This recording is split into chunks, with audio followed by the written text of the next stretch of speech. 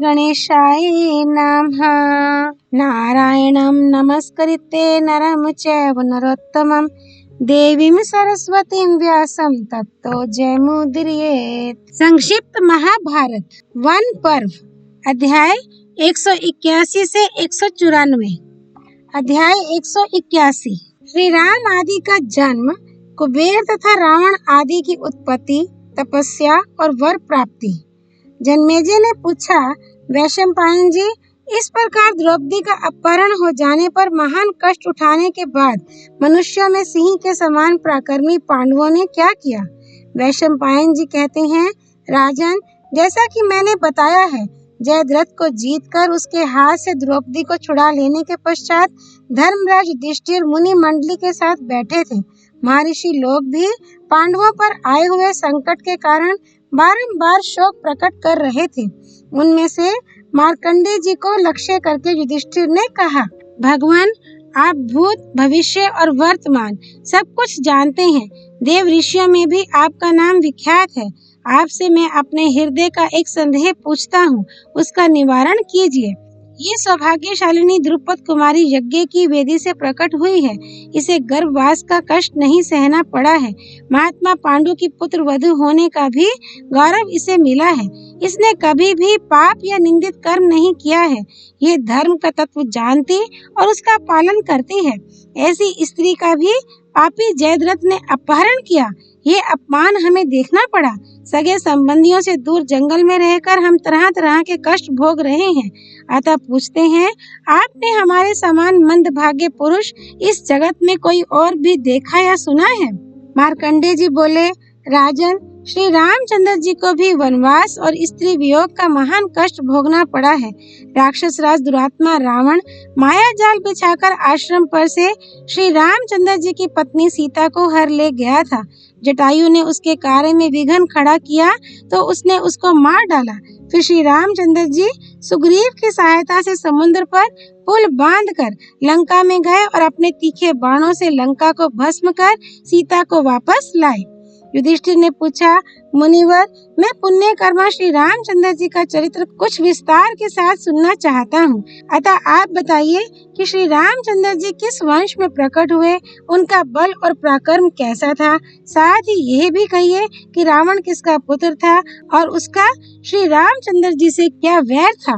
मार्कंडेय जी बोले, इक्ष्वाकु के वंश में एक अज नाम से प्रसिद्ध राजा हुए थे। उनके पुत्र थे दशरथ, जो बड़े ही पवित्र आचरण वाले और स्वाध्यायशील थे। दशरथ के धर्म और अर्थ का तत्व जानने वाले 4 पुत्र हुए, राम, लक्ष्मण, भरत और शत्रुघ्न। राम की माता कौसल्या थी और भरत की कैकेयी तथा लक्ष्मण और शत्रुघ्न सुमित्रा के पुत्र थे। विदेह देश के राजा जनक की एक पुत्री थी जिसका नाम था सीता। उसे स्वयं विधाता ने ही श्री रामचंद्र जी की प्यारी रानी होने के लिए रचा था। इस प्रकार यह मैंने राम और सीता के जन्म का वृत्तांत बतलाया है। अब रावण के जन्म की कथा सुनो। संपूर्ण जगत की सृष्टि करने वाले स्वयंभू ब्रह्मा जी रावण के पितामह थे।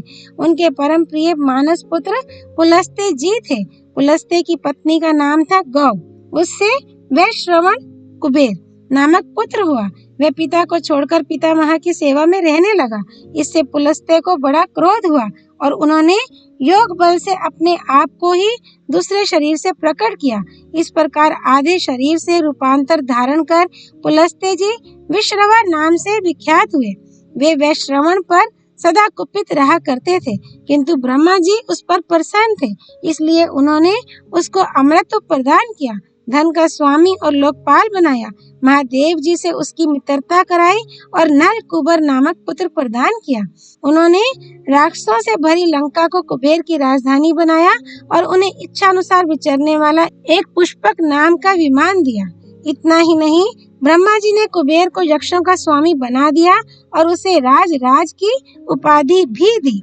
पुलस्त्य के आधे देह से जो विश्रवा नामक मुनि प्रकट हुए थे, वे कुबेर को कुपित दृष्टि से देखने लगे। राक्षसों के स्वामी कुबेर को यह बात मालूम हो गई कि मेरे पिता मुझ पर नाराज हैं, अतः वे उन्हें प्रसन्न रखने का प्रयत्न करने लगे।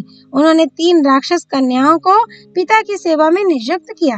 वे बड़ी सुंदरी और नाचने गाने में निपुण थीं। तीनों ही अपना भला चाहती थीं, इसलिए एक दूसरी से लाग डांट रखकर सदा महात्मा विश्रवा को संतुष्ट करने का प्रयत्न किया करती थीं। उनके नाम थे पुष्पोत्कटा, राका और मालिनी। मुनि उनकी सेवाओं से प्रसन्न हो गए और प्रत्येक को लोकपालों के समान पराक्रमी पुत्र होने का वरदान दिया। पुष्पोत्कटा के 2 पुत्र हुए, रावण और कुंभकर्ण। इस पृथ्वी पर इनके समान बलवान दूसरा कोई नहीं था। मालिनी से एक पुत्र विभीषण का जन्म हुआ। राका के गर्भ से एक पुत्र और एक पुत्री हुई। पुत्र का नाम खर था और पुत्री का नाम शूर्पणखा। विभीषण इन सब में अधिक सुंदर, भाग्यशाली, धर्म रक्षक और सत्कर्म कुशल था। रावण के 10 मुख थे, वह सबसे ज्येष्ठ था। उत्साह, बल और पराक्रम में भी वह महान था। शारीरिक बल में कुंभकर्ण सबसे बड़ा चढ़ा था। मायावी और रणकुशल तो था ही, देखने में भी बड़ा भयंकर था। खर का पराक्रम धनुर्विद्या में बड़ा हुआ था। वह मांसाहारी और ब्राह्मणों का द्वेषी था। शूर्पणखा की आकृति बड़ी भयानक थी। वह सदा मुनियों की तपस्या में विघ्न डाला करती थी। एक दिन कुबेर महान समृद्धि से युक्त हो पिता के साथ बैठे थे। रावण आदि ने जब उनका वह वैभव देखा तो उनके मन में डाह पैदा हुई। उन सब ने तपस्या करने का निश्चय किया। ब्रह्मा जी को संतुष्ट करने के लिए उन्होंने घोर तपस्या आरंभ की। रावण एक पैर से खड़ा हो पंचाग्नि तापता हुआ वायु के आहार पर रहकर एकाग्रचित से 1000 वर्ष तक तपस्या करता रहा। कुंभकर्ण ने भी आहार का संयम किया। वह भूमि पर सोता और कठोर नियमों का पालन करता था। विभीषण केवल एक सूखा पत्ता खाकर रहते थे। उनका भी उपवास में ही प्रेम था। वे सदा जप किया करते थे। कुंभकर्ण और विभीषण ने भी उतने ही वर्षों तक कठोर तप किया। खर और शूर्पणखा ये दोनों तपस्या में लगे हुए अपने भाइयों की प्रसन्न चित्त से सेवा करते थे। 1000 वर्ष पूरे होने पर रावण ने अपने मस्तक काट काट कर अग्नि में उनकी आहुति दे दी। उसके इस अद्भुत कर्म से ब्रह्मा जी बहुत संतुष्ट हुए। उन्होंने स्वयं जाकर उन सबको तपस्या करने से रोका और सबको पृथक पृथक वरदान का लोभ दिखाते हुए कहा, पुत्रों, मैं तुम सब पर प्रसन्न हूँ। वर मांगो और तप से निवृत्त हो जाओ। एक अमृतत्व छोड़कर जो जिसकी इच्छा हो मांग ले, वह पूर्ण होगी। फिर रावण की ओर लक्ष्य करके कहा, तुमने महत्वपूर्ण पद प्राप्त करने की इच्छा से अपने जिन मस्तकों की आहुति दी है, वे सब पूर्ववत तुम्हारे शरीर में जुड़ जाएंगे। तुम इच्छा अनुसार रूप धारण कर सकोगे तथा युद्ध में शत्रुओं पर विजयी होगे। इसमें तनिक भी संदेह नहीं है। रावण बोला, गंधर्व, देवता, असुर, यक्ष, राक्षस, सर्प, किन्नर तथा भूतों से मेरी कभी पराजय ना हो। ब्रह्मा जी ने कहा, तुमने जिन लोगों का नाम लिया है, इनमें से किसी से भी तुम्हें भय नहीं होगा, केवल मनुष्य से हो सकता है। उनके ऐसा कहने पर रावण बहुत प्रसन्न हुआ। उसने सोचा, मनुष्य मेरा क्या कर लेंगे, मैं तो उनका भक्षण करने वाला हूँ। इसके बाद ब्रह्मा जी ने कुंभकर्ण से वरदान मांगने को कहा। उसकी बुद्धि मोह से ग्रस्त थी, इसलिए उसने अधिक काल तक नींद लेने का वरदान मांगा। ब्रह्मा जी उसे तथास्तु कहकर विभीषण के पास गए और बारंबार कहा, बेटा, मैं तुम पर बहुत प्रसन्न हूँ, तुम भी वर मांगो। विभीषण बोले, भगवान, बहुत बड़ा संकट आने पर भी कभी मेरे मन में पाप का विचार ना उठे तथा बिना सीखे ही मेरे हृदय में ब्रह्मास्त्र के प्रयोग की विधि स्फुरित हो जाए। ब्रह्मा जी ने कहा, राक्षस योनि में जन्म लेकर भी तुम्हारा मन अधर्म में नहीं लगा है, इसलिए तुम्हें अमर होने का भी वर दे रहा हूँ। मार्कंडेय जी कहते हैं, इस प्रकार वरदान प्राप्त कर लेने पर रावण ने सबसे पहले लंका पर ही चढ़ाई की और कुबेर को युद्ध में जीतकर लंका से बाहर कर दिया। भगवान कुबेर लंका छोड़कर गंधर्व, यक्ष, राक्षस और किन्नरों के साथ गंधमादन पर आकर रहने लगे। रावण ने उनका पुष्पक विमान भी छीन लिया। इससे रुष्ट होकर कुबेर ने शाप दिया कि ये विमान तुम्हारी सवारी में नहीं आ सकता। जो युद्ध में तुम्हें मार डालेगा, उसी को ये वहन करेगा। मैं तुम्हारा बड़ा भाई और मान्य था, फिर भी तुमने मेरा अपमान किया है। इसका फल यह होगा कि बहुत जल्द तुम्हारा नाश हो जाएगा। विभीषण धर्मात्मा था, वह सत्पुरुषों के धर्म का विचार करके सदा कुबेर का अनुसरण किया करता था। इससे प्रसन्न होकर कुबेर ने अपने भाई विभीषण को यक्ष और राक्षसों की सेना का सेनापति बना दिया। इधर मनुष्य भक्षी राक्षस और महाबली पिशाचों ने मिलकर रावण को अपना राजा बना लिया। दशानन बड़ा उत्कट बलवान था। उसने चढ़ाई करके दैत्यों और देवताओं के पास जितने रत्न थे सबका अपहरण कर लिया। सारे संसार को रुलाने के कारण उसका रावण नाम सार्थक हुआ। देवताओं को तो वह सदा भयभीत किए रहता था। अध्याय 182 देवताओं का रीछ और वानर योनि में उत्पन्न होना।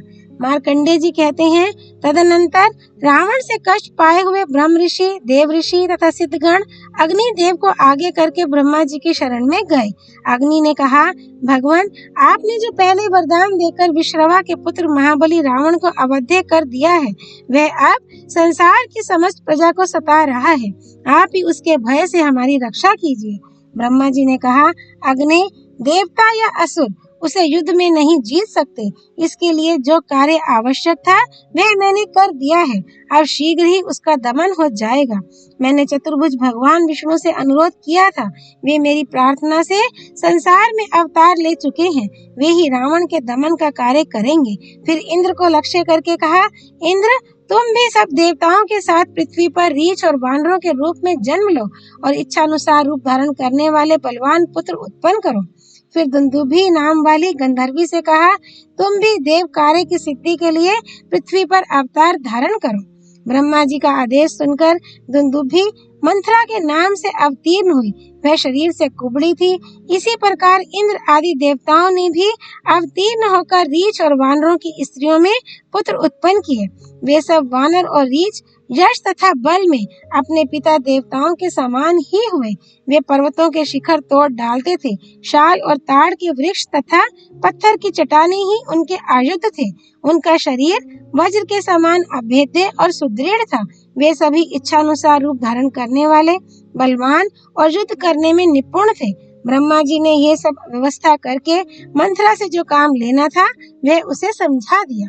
अध्याय 183 राम का वनवास, खर दूषण आदि राक्षसों का नाश और रावण का मारीच के पास जाना।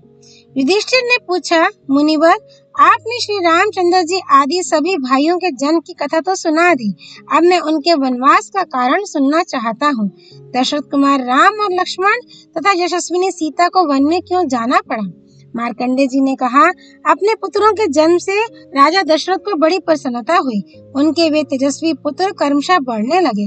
उन्होंने उपनयन के पश्चात विधिवत ब्रह्मचर्य का पालन किया और वेद तथा रहस्य सहित धनुर्वेद के पारंगत विद्वान हुए। समयानुसार जब उनका विवाह हुआ, उस समय राजा विशेष प्रसन्न और सुखी हुए। चारों पुत्रों में राम सबसे ज्येष्ठ थे।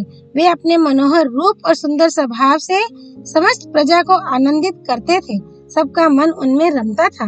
राजा दशरथ बड़े बुद्धिमान थे। उन्होंने सोचा, अब मेरी अवस्था बहुत अधिक हो गई, अतः राम को युवराज पद पर अभिषिक्त कर देना चाहिए। इस विषय में उन्होंने अपने मंत्रियों और धर्मज्ञ पुरोहितों से भी सलाह ली। सबने राजा के इस समयोचित प्रस्ताव का अनुमोदन किया। श्री रामचंद्र जी के सुंदर नेत्र कुछ कुछ लाल थे। भुजाएं घुटनों तक लंबी थी। मस्त हाथी के समान चाल थी। छाती चौड़ी और सिर पर काले काले घुंघराले बाल थे। देह की दिव्य कांति दमकती रहती थी। युद्ध में उनका पराक्रम देवराज इंद्र से कम नहीं था। उनका नैनाभिराम रूप देखकर शत्रु के भी नेत्र और मन लुभा जाते थे। वे सब धर्मों के तत्ववेता और बृहस्पति के समान बुद्धिमान थे। संपूर्ण प्रजा का उनमें अनुराग था। वे सभी विद्याओं में प्रवीण, जितेंद्रिय, दुष्टों का दंड देने वाले, धर्मात्मा, साधुओं के रक्षक, धैर्यवान, दुर्धर्ष, विजयी और अजय थे। ऐसे गुणवान तथा माता कौशल्या का आनंद बढ़ाने वाले पुत्र को देख देख कर राजा दशरथ बहुत प्रसन्न रहा करते थे। श्री रामचंद्र जी के गुणों का स्मरण करते हुए राजा दशरथ ने पुरोहित को बुलाकर कहा, ब्राह्मण, आज पुष्य नक्षत्र है। रात में बड़ा पवित्र योग आने वाला है। आप राज्याभिषेक की सामग्री एकत्र कीजिए और राम को इसकी सूचना भी दे दीजिए। राजा की यह बात मंथरा ने भी सुन ली। वह ठीक समय पर कैकेयी के पास जाकर बोली, रानी कैकेयी, आज राजा ने तुम्हारे लिए दुर्भाग्य की घोषणा की है। कौशल्या का ही भाग्य अच्छा है कि उसके पुत्र का राज्याभिषेक हो रहा है। तुम्हारे ऐसे भाग्य कहाँ? तुम्हारा पुत्र तो राज्य का अधिकारी ही नहीं है। मंत्रा की बात सुनकर परम सुंदरी कैकेयी एकांत में अपने पति राजा दशरथ के पास गई और प्रेम जताती हुई हंस हंस कर मधुर शब्दों में बोली, राजन, आप बड़े सत्यवादी हैं। पहले जो मुझे एक वर देने को कहा था उसे दीजिए। राजा ने कहा, लो अभी देता हूँ, तुम्हारी जो इच्छा हो मांग लो। कैकेयी ने राजा को वचनबद्ध करके कहा, आपने राम के लिए जो राज्याभिषेक का सामान तैयार कराया है उससे भरत का अभिषेक किया जाए और राम वन में चले जाएं। कैकेयी की यह अप्रिय बात सुनकर राजा को बड़ा दुख हुआ। वे मुंह से कुछ भी ना बोल सके। राम को जब यह मालूम हुआ कि पिताजी कैकेयी को वरदान देकर मेरा वनवास स्वीकार कर चुके हैं, तो उनके सत्य की रक्षा के लिए वे स्वयं वन की ओर चल दिए। लक्ष्मण भी हाथ में धनुष लिए भाई के पीछे हो लिए तथा सीता ने भी राम का साथ दिया। राम के वन चले जाने पर राजा दशरथ ने शरीर त्याग दिया। तदनंतर कैकेयी ने भरत को ननिहाल से बुलवाया और कहा, राजा स्वर्गवासी हो गए और राम लक्ष्मण वन में हैं। अब ये विशाल साम्राज्य निष्कंटक हो गया है, तुम इसे ग्रहण करो। भरत बड़े धर्मात्मा थे। वे माता की बात सुनकर बोले, कुलघातिनी, धन के लालच में तूने कितनी क्रूरता का काम किया है। पति की हत्या की और इस वंश का सत्यानाश कर डाला। मेरे माथे पर कलंक का टीका लगा दिया। ये कहकर वे फूट फूट कर रोने लगे। उन्होंने सारी प्रजा के निकट अपनी सफाई दी कि इस षड्यंत्र में मेरा बिल्कुल हाथ नहीं था। फिर वे श्री रामचंद्र जी को लौटा लाने की इच्छा से कौशल्या, सुमित्रा और कैकेयी को आगे करके शत्रुघ्न के साथ वन को चले। साथ में वशिष्ठ, वामदेव आदि बहुत से ब्राह्मण और हजारों पुरवासी भी थे। चित्रकूट पर्वत पर जाकर भरत ने लक्ष्मण सहित राम को धनुष हाथ में लिए तपस्वी के वेश में देखा। भरत के अनुनय विनय करने पर भी राम लौटने को राजी ना हुए। पिता की आज्ञा का पालन करना था, इसलिए उन्होंने भरत को ही समझा बुझाकर वापस कर दिया। भरत जी अयोध्या में ना जाकर नंदीग्राम में रहने लगे और भगवान श्री राम की चरण पादुका सामने रखकर राज्य का प्रबंध देखने लगे। राम ने सोचा, यदि यहाँ रहूंगा तो नगर और प्रांत के लोग बराबर आते जाते रहेंगे। इसलिए वे शरभंग मुनि के आश्रम के पास घोर जंगल में चले गए। शरभंग का आदर सत्कार करके वे दंडकारण्य में जाकर गोदावरी नदी के सुरम्य तट पर रहने लगे। वहाँ से पास ही जनस्थान नामक वन का एक भाग था। उसमें खर राक्षस रहता था। शूर्पणखा के कारण राम का उसके साथ वैर हो गया। श्री रामचंद्र जी ने वहाँ के तपस्वियों की रक्षा के लिए 14,000 राक्षसों का संहार किया। महाबलवान खर और दूषण का वध करके उन्होंने उस स्थान को धर्मारण्य एवं निर्भय बना दिया। शूर्पणखा के नाक और होंठ काट लिए गए थे। इसी के कारण ये विवाद उठ खड़ा हुआ था। जब जनस्थान के वे सब राक्षस मारे गए तो शूर्पणखा लंका में गई और दुख से व्याकुल होकर रावण के चरणों पर गिर पड़ी। उसके मुख पर अब भी लहू के दाग बने हुए थे जो सूख गए थे। अपनी बहन को इस विपरीत दशा में देखकर रावण क्रोध से विवल हो उठा और दांत कटकटाता हुआ सिंहासन से कूद पड़ा। उसने मंत्रियों को वहां ही छोड़ एकांत में जाकर शूर्पणखा से कहा, कल्याणी, बताओ तो किसने मेरी परवाह न करके मुझे अपमानित करके तुम्हारी ये दशा की है? कौन तीखा त्रिशूल लेकर अपने सारे शरीर में चुभोना चाहता है? कौन सिंह की दाढ़ों में हाथ डालकर बेखटके खड़ा है? इस प्रकार बोलते हुए रावण के कान, नाक और आंख आदि छिद्रों से आग की लपटें निकलने लगी। शूर्पणखा ने राम के पराक्रम और खर दूषण सहित समस्त राक्षसों के संहार का सारा वृतांत कह सुनाया। उसने अपनी बहन को सांत्वना दी और उस समय का कर्तव्य निश्चित करके नगर की रक्षा आदि का प्रबंध कर आकाश मार्ग से उड़ा। उसने गहरे महासागर को पार किया, फिर ऊपर ही ऊपर गोकर्ण तीर्थ में पहुंचा। वहां आकर रावण अपने भूतपूर्व मंत्री मारीच से मिला, जो श्री रामचंद्र जी के ही डर से वहां छिपकर तपस्या कर रहा था। अध्याय 184 कपट मृग का वध और सीता का हरण। मार्कंडेय जी कहते हैं, रावण को आया देख मारीच सहसा उठकर खड़ा हो गया और फल मूल आदि लाकर उसने उसका अतिथि सत्कार किया। फिर कुशल मंगल के पश्चात पूछा, राक्षस राज, ऐसी क्या आवश्यकता आ पड़ी जिसके लिए आपने यहाँ तक आने का कष्ट उठाया? मुझसे यदि आपका कोई कठिन से कठिन कार्य भी होने वाला हो तो उसे निसंकोच बतावें और ऐसा समझे कि वह काम अब पूरा हो ही गया। रावण क्रोध और अमर्ष में भरा हुआ था। उसने एक एक करके राम की सारी करतूतें संक्षेप में बयान की। सुनकर मारीच ने कहा, रावण, श्री रामचंद्र जी के पास जाने से तुम्हारा कोई लाभ नहीं है। मैं उनका पराक्रम जानता हूँ। भला इस जगत में ऐसा कौन है जो उनके बाणों का वेग सह सके। उन्हीं महापुरुष के कारण आज मैं यहाँ सन्यासी बना बैठा हूँ। बदला लेने की नीयत से उनके पास जाना मृत्यु के मुख में जाना है। किस दुरात्मा ने तुम्हें ऐसा करने की सलाह दी है? उसकी बात सुनकर रावण के क्रोध का पारा और भी चढ़ गया। उसने डांट कर कहा, मारीच, यदि तुम मेरी बात नहीं मानेगा तो निश्चय जान तुझे अभी मृत्यु के मुख में जाना पड़ेगा। मारीच ने मन ही मन सोचा, यदि मृत्यु निश्चित है तो श्रेष्ठ पुरुष के ही हाथ से मरना अच्छा होगा। फिर उसने पूछा, अच्छा बताओ, मुझे तुम्हारी क्या सहायता करनी होगी? रावण बोला, तुम एक सुंदर मृग का रूप धारण करो, जिसके सींग रत्नमय प्रतीत हों और शरीर के रोए भी चित्र विचित्र रत्नों के ही रंग वाले जान पड़े। फिर सीता की दृष्टि जहाँ पड़ सके ऐसी जगह खड़े रहकर उसे लुभाओ। सीता तुम्हें देखते ही पकड़ लाने के लिए अवश्य ही रामचंद्र को तुम्हारे पास भेजेगी। उनके दूर चले जाने पर सीता को वश में करना सहज होगा। मैं उसे हर कर ले जाऊंगा और रामचंद्र अपनी प्यारी स्त्री के वियोग में बेसुध होकर प्राण दे देंगे।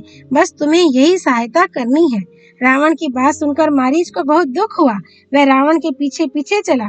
श्री रामचंद्र जी के आश्रम के निकट पहुंचकर दोनों ने पहले की सलाह के अनुसार कार्य आरंभ कर दिया। मृग रूप में मारीच ऐसे स्थान पर खड़ा हुआ जहाँ से सीता उसे भली भांति देख सके। विधि का विधान प्रबल है। उसी की प्रेरणा से सीता ने राम को वह मृग मार लाने के लिए भेजा। श्री रामचंद्र जी सीता का प्रिय करने के लिए हाथ में धनुष ले स्वयं तो मृग को मारने चले और लक्ष्मण को सीता की रक्षा में नियुक्त कर दिया। उनको अपना पीछा करते देख वह मृग कभी छिपता और कभी प्रकट होता हुआ उन्हें बहुत दूर ले गया। तब भगवान राम ने ये जानकर कि ये तो निशाचर है, उसे अपने अचूक बाण का निशाना बनाया। रामचंद्र जी के बाण की चोट खाकर मारीच ने उनके ही स्वर में हा सीते, हा लक्ष्मण कहकर आर्तनाद किया। वह करुणा भरी पुकार सुनकर सीता जिधर से आवाज आई थी उस ओर दौड़ पड़ी। ये देखकर लक्ष्मण ने कहा, माता, डरने की कोई बात नहीं है। भला कौन ऐसा है जो भगवान राम को मार सके? घबराओ नहीं, एक ही मुहूर्त में तुम अपने पतिदेव श्री रामचंद्र जी को यहाँ उपस्थित देखोगी। लक्ष्मण की बात सुनकर सीता ने उन्हें संदेह भरी दृष्टि से देखा। यद्यपि वह साध्वी और पतिव्रता थी, सदाचार ही उसका भूषण था, तथापि स्त्री स्वभाववश वह लक्ष्मण के प्रति बड़े ही कठोर वचन कहने लगी। लक्ष्मण भगवान राम के प्रेमी और सदाचारी थे। सीता के मर्म भेदी वचन सुनकर उन्होंने दोनों कान बंद कर लिए और श्री रामचंद्र जी जिस मार्ग से गए थे उसी से वे भी चल पड़े। हाथ में धनुष ले श्री राम के चरण चिन्हों को देखते हुए वे आगे बढ़ गए। इसी अवसर पर साध्वी सीता को हर ले जाने की इच्छा से सन्यासी के वेश में रावण वहां उपस्थित हुआ। यति को अपने आश्रम में आया देख धर्म को जानने वाली जनक नंदिनी ने फल मूल के भोजन आदि से अतिथि सत्कार के लिए उसे निमंत्रित किया। रावण बोला, सीते, मैं राक्षसों का राजा रावण हूँ। मेरा नाम सर्वत्र विख्यात है। समुद्र के पार बसी हुई रमणीय लंकापुरी मेरी राजधानी है। सुंदरी, तुम इस तपस्वी राम को छोड़कर मेरे साथ लंका में चलो, वहाँ मेरी पत्नी बनकर रहना। बहुत सी सुंदरी स्त्रियां तुम्हारी सेवा में रहेंगी और तुम उन सब में रानी की भांति शोभायमान होगी। रावण के ऐसे वचन सुनकर जानकी ने अपने दोनों कान मूंद लिए और बोली, बस अब ऐसी बातें मुंह से मत निकाल। आकाश से तारे टूट पड़े, पृथ्वी टुक टुक हो जाए और अग्नि अपने उष्ण स्वभाव का त्याग कर दे तो भी मैं श्री रामचंद्र जी का परित्याग नहीं कर सकती। यह कहकर वह आश्रम में ज्यों ही प्रवेश करने लगी, रावण ने दौड़कर उसे रोक लिया और बड़े कठोर स्वर में डराने धमकाने लगा। बेचारी सीता बेहोश हो गई और रावण उसके केश पकड़कर बलपूर्वक आकाश मार्ग से ले चला। वह राम का नाम ले लेकर रो रही थी और राक्षस उसे हर कर लिए जा रहा था। इसी अवस्था में एक पर्वत की गुफा में रहने वाले गृधराज जटायु ने सीता को देखा। अध्याय 185 जटायु वध और कबंध का उद्धार। मार्कंडेय जी कहते हैं, राजन, गृधराज जटायु अरुण का पुत्र था। उसके बड़े भाई का नाम था संपाति। राजा दशरथ के साथ उसकी बड़ी मित्रता थी। इसी नाते वह सीता को अपनी पुत्र वधु के समान समझता था। उसे रावण के चंगुल में फंसी देखकर जटायु के क्रोध की सीमा ना रही। महान वीर तो वह था ही। रावण के ऊपर वेग से झपटा और ललकार कर कहने लगा, निशाचर, तू मिथिलेश कुमारी सीता को छोड़ दे, तुरंत छोड़ दे। यदि मेरी पुत्र वधु को नहीं छोड़ेगा तो तुझे जीवन से हाथ धोना पड़ेगा। ऐसा कहकर जटायु ने रावण को छेदना आरंभ किया। नखों से, पंखों से और चोंच से मार मार कर उसके सैकड़ों घाव कर दिए। सारा शरीर जर्जर हो गया, देह से रक्त की धारा बहने लगी, मानो पहाड़ से झरना गिर रहा हो। रामचंद्र जी का प्रिय और हित चाहने वाले जटायु को इस प्रकार चोट करते देख रावण ने हाथ में तलवार ली और उसके दोनों पंख काट डाले। इस तरह जटायु को मारकर वह राक्षस सीता को लिए हुए फिर आकाश मार्ग से चल दिया। सीता को जहाँ कहीं मुनियों का आश्रम दिखता, जहाँ जहाँ नदी, तालाब या पोखरा दिखाई पड़ता, उन सब स्थानों पर वह कोई न कोई अपना गहना गिरा देती थी। आगे जाकर सीता ने एक पर्वत की चोटी पर बैठे हुए 5 बड़े बड़े वानरों को देखा। वहाँ भी उसने अपने शरीर का एक बहुमूल्य दिव्य वस्त्र गिरा दिया। रावण आकाशचारी पक्षी की भांति बड़ी मौज से आकाश में चल रहा था। उसने बड़ी शीघ्रता से अपना मार्ग तय किया और सीता को लिए हुए विश्वकर्मा की बनाई हुई अपनी मनोहरपुरी लंका में जा पहुंचा। इस प्रकार इधर सीता हरी गई और उधर श्री रामचंद्र जी उस कपट मृग को मारकर लौटे। रास्ते में उनकी लक्ष्मण से भेंट हुई। राम ने उलाहना देते हुए कहा, लक्ष्मण, राक्षसों से भरे हुए इस घोर जंगल में जानकी को अकेली छोड़कर तुम यहाँ कैसे चले आए? लक्ष्मण ने सीता की कही हुई सारी बातें उन्हें सुना दी। शीघ्रता पूर्वक आश्रम के पास पहुंचकर उन्होंने देखा कि एक पर्वत के समान विशाल का एक गृध्र अधमरा पड़ा हुआ है। दोनों भाई जब निकट पहुंचे तो गृध्र ने उनसे कहा, आप दोनों का कल्याण हो। मैं राजा दशरथ का मित्र गृध्यराज जटायु हूँ। उसकी बात सुनकर दोनों भाई परस्पर कहने लगे, ये कौन है जो हमारे पिता का नाम लेकर परिचय दे रहा है? निकट आने पर उन्होंने उसके दोनों पंख कटे हुए देखे। गृध्र ने बताया कि सीता को छुड़ाने के लिए युद्ध करते समय रावण के हाथ से मैं मारा गया हूँ। राम ने पूछा, रावण किस दिशा की ओर गया है? गृध्र ने सिर हिलाकर इशारे से दक्षिण दिशा बताई और प्राण त्याग दिया। उसका संकेत समझकर भगवान राम ने पिता का मित्र होने के नाते उसे आदर देते हुए उसका विधिवत अंत्येष्टि संस्कार किया। तदनंतर आश्रम पर जाकर उन्होंने देखा कुश की चटाई उजड़ी हुई है, कुटी उजाड़ हो गई है, घर सूना है। इससे सीता हरण का निश्चय हो जाने से दोनों भाइयों को बड़ी वेदना हुई। उनका हृदय दुख और सोच से व्याकुल हो गया। फिर वे सीता की खोज करते हुए दंडकारण्य के दक्षिण की ओर चल दिए। कुछ दूर जाने पर उस महान वन में राम और लक्ष्मण ने देखा कि मृगों के झुंड इधर उधर भाग रहे हैं। थोड़ी ही देर में उन्हें भयानक कबंध दिखाई पड़ा। वह मेघ के समान काला और पर्वत के सदृश विशालकाय था। शाल वृक्ष की शाखा के समान उसकी बड़ी बड़ी भुजाएं थी, चौड़ी छाती, विशाल आंखें, लंबा सा पेट और उसमें बहुत बड़ा मुंह, यही उसकी हुलिया थी। उस राक्षस ने अचानक आकर लक्ष्मण का हाथ पकड़ लिया और उन्हें अपने मुंह की ओर खींचा। इससे लक्ष्मण बहुत दुखी हुए और नाना प्रकार से विलाप करने लगे। तब भगवान राम ने लक्ष्मण को धैर्य देते हुए कहा, नरश्रेष्ठ, तुम खेद ना करो। मेरे रहते ये राक्षस तुम्हारा बाल बांका नहीं कर सकता। देखो, मैं इसकी बाईं भुजा काटता हूँ, तुम भी दाहिनी बाह काट लो।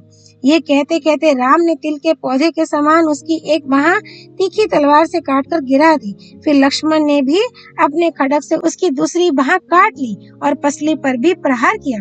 इससे कबंध के प्राण पखेरु उड़ गए और वह पृथ्वी पर गिर पड़ा। उसकी देह से एक सूर्य के समान प्रकाशमान दिव्य पुरुष निकलकर आकाश में स्थित हो गया। श्री रामचंद्र जी ने उससे पूछा, तू कौन है? उसने कहा, भगवान, मैं विश्वावसु नामक गंधर्व हूँ। ब्राह्मण के शाप से राक्षस योनि में आ पड़ा था। आज आपके स्पर्श से मैं शाप मुक्त हो गया। अब सीता का समाचार सुनिए। लंका का राजा रावण सीता को हरकर ले गया है। यहाँ से थोड़ी ही दूर पर ऋषिमुख पर्वत है। उसके निकट पंपा नामक छोटा सा सरोवर है। वहाँ ही अपने 4 मंत्रियों के साथ राजा सुग्रीव रहा करते हैं। वे सुवर्ण मालाधारी वानरराज वाली के छोटे भाई हैं। उनसे मिलकर आप अपने दुख का कारण बताइए। उनका शील और स्वभाव आपके ही समान है।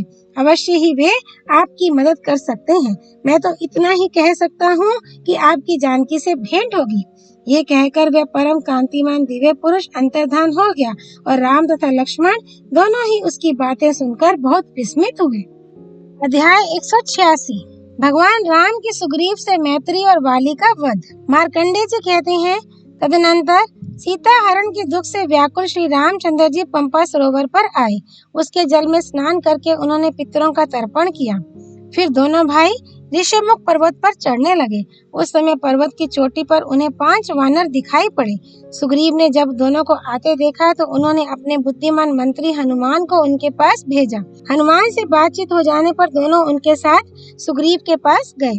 श्री रामचंद्र जी ने सुग्रीव के साथ मैत्री की और उनसे अपना कार्य निवेदन किया। उनकी बात सुनकर वानरों ने उन्हें वह दिव्य वस्त्र दिखलाया जिसे हरण के समय सीता ने आकाश से नीचे डाल दिया था। उसे पाकर राम को और भी निश्चय हो गया कि सीता को रावण ही ले गया है। उस समय श्री रामचंद्र जी ने सुग्रीव को समस्त भूमंडल के वानरों के राजपद पर अभिषिक्त कर दिया। साथ ही उन्होंने ये प्रतिज्ञा की कि मैं युद्ध में वाली को मार डालूंगा। तब सुग्रीव ने भी सीता को ढूंढ लाने की प्रतिज्ञा की। इस प्रकार प्रतिज्ञा करके दोनों ने एक दूसरे को विश्वास दिलाया। फिर सब मिलकर युद्ध की इच्छा से किष्किंधा को चले। वहां पहुंचकर सुग्रीव ने बड़े जोर से गर्जना की। वाली को यह सहन नहीं हो सका। उसे युद्ध के लिए निकलते देख उसकी स्त्री तारा ने रोकते हुए कहा, नाथ, आज सुग्रीव जिस प्रकार सिंहनाद कर रहा है उससे मालूम होता है कि इस समय उसका बल बढ़ा हुआ है। उसे कोई बलवान सहायक मिल गया है, अतः आप घर से ना निकलें। वाली ने कहा, तुम संपूर्ण प्राणियों की आवाज से ही उनके विषय में सब कुछ जान लेती हो। सोचकर बताओ तो सही, सुग्रीव को किसने सहारा दिया है? तारा क्षण भर विचार करने के बाद बोली, राजा दशरथ के पुत्र महाबली राम की स्त्री सीता को किसी ने हर लिया है। उसकी खोज के लिए उन्होंने सुग्रीव से मित्रता जोड़ी है। दोनों ने ही एक दूसरे के शत्रु को शत्रु और मित्र को मित्र मान लिया है। श्री रामचंद्र जी धनुर्धर वीर हैं। उनके छोटे भाई सुमित्रा कुमार लक्ष्मण हैं। उन्हें भी कोई युद्ध में नहीं जीत सकता। इनके सिवा मैंद, द्विविद, हनुमान और जामवान ये 4 सुग्रीव के मंत्री हैं। ये लोग भी बड़े बलवान हैं। अतः इस समय श्री रामचंद्र जी के बल का सहारा लेने के कारण सुग्रीव तुम्हें मार डालने में समर्थ है। तारा ने यद्यपि उसके हित की बात कही थी तो भी उसने उसके ऊपर आक्षेप किया और किष्किंधा गुफा के द्वार से बाहर निकल आया। सुग्रीव माल्यवान पर्वत के पास खड़ा था। वहां पहुंचकर वाली ने उससे कहा, अरे तू तो अपनी जान बचाता फिरता था। पहले अनेकों बार तुझे युद्ध में जीतकर भी मैंने भाई जानकर जीवित छोड़ दिया था। आज फिर मरने के लिए क्या जल्दी आ पड़ी? उसकी बात सुनकर सुग्रीव भगवान राम को सूचित करते हुए से हेतु भरे वचन बोले, भैया, तुमने मेरा राज्य ले लिया, स्त्री छीन ली, अब मैं किसके आश्रय जीवित रहूं? यही सोचकर मरने चला आया हूँ। इस प्रकार बहुत सी बातें कहकर वाली और सुग्रीव दोनों एक दूसरे से गुथ गए। उस युद्ध में साल और ताड़ के वृक्ष तथा पत्थर की चट्टानें ये ही उनके अस्त्र शस्त्र थे। दोनों पर प्रहार करते, दोनों जमीन पर गिर जाते और फिर दोनों ही उठकर विचित्र ढंग से पैंतरे बदलते तथा मुक्के और घूंसों से मारते थे।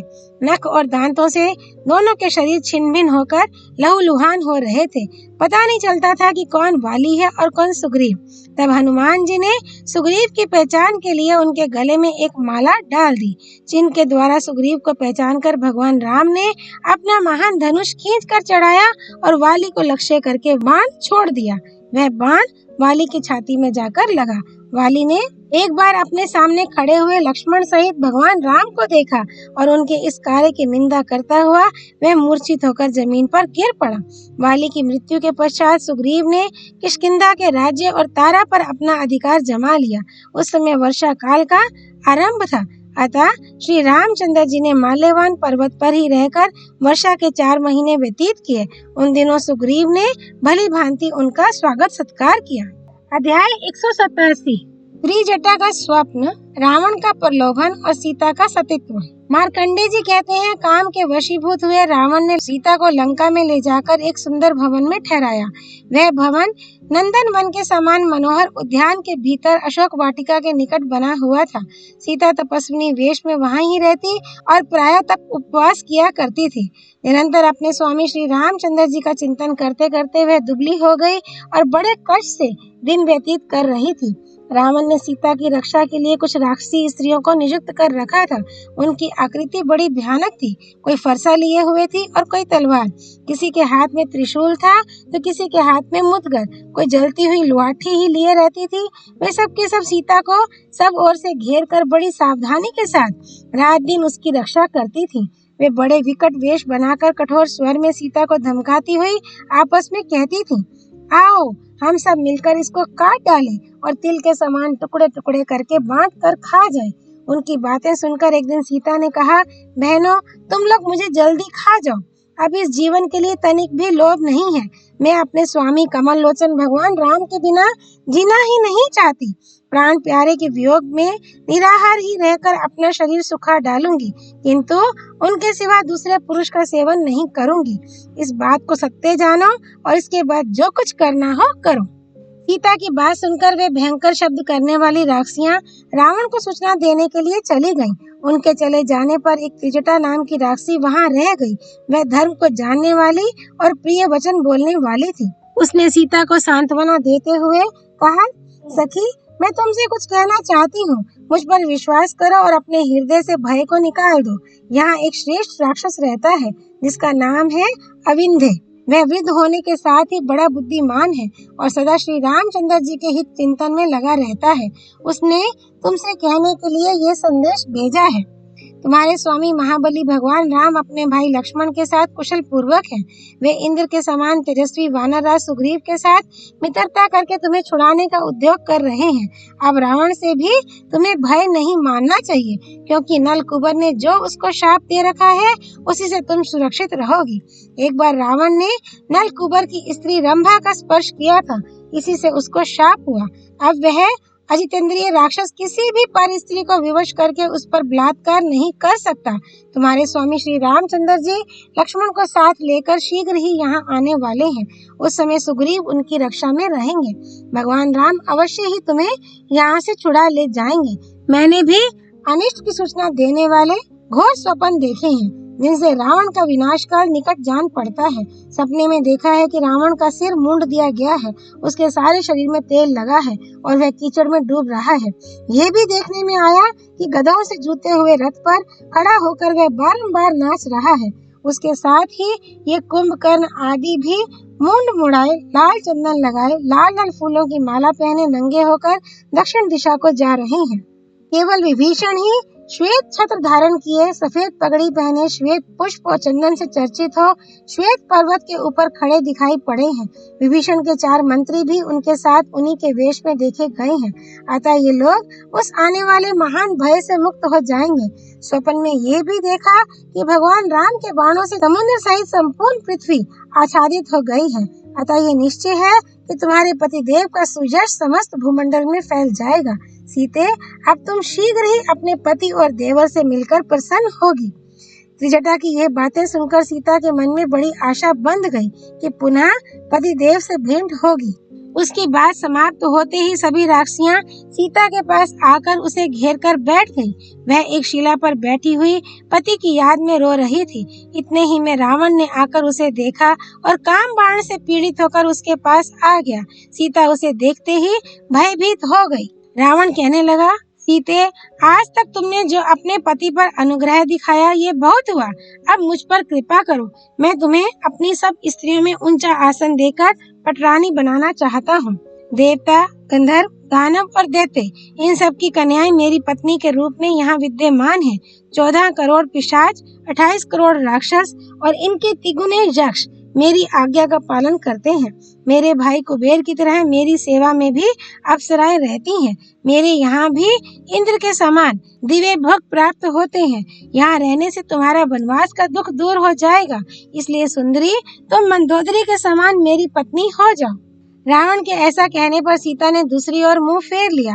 उसकी आंखों से आंसुओं की झड़ी लग गई। तृण की ओट करके वह कांपती हुई बोली, राक्षस राज, तुमने अनेकों बार ऐसी बातें मेरे सामने कही हैं।